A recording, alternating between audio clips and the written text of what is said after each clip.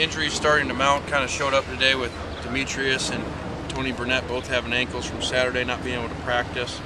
And then Dylan and Mark still out, unfortunately. Left some other positions pretty thin. It's that time of spring when guys have to push through, and I'm sure numbers are down across the country, so it's good for guys, because I think Saturday it showed up,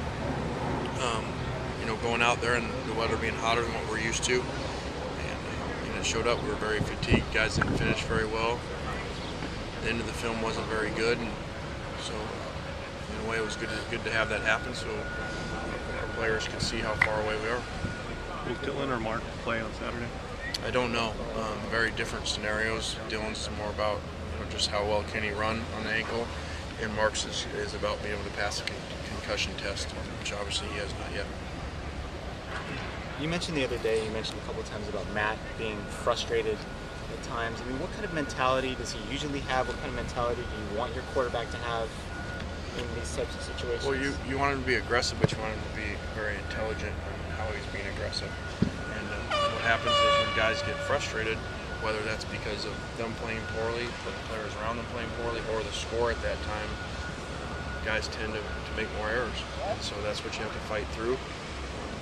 He's had an issue with that since he's been here, so it's something that we think we improved on last year, in year one, and hopefully we'll improve on it in year three. And obviously it helps when those guys have a lot of weapons around them, because those guys make plays for them, and when things go better, you make less mistakes. Marquise Ambles was over on the side again today. Was that a punishment thing or a rehab thing?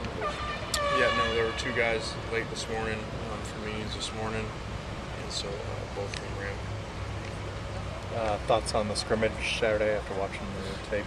Yeah, I'm really disappointed in our ability to finish and play really hard.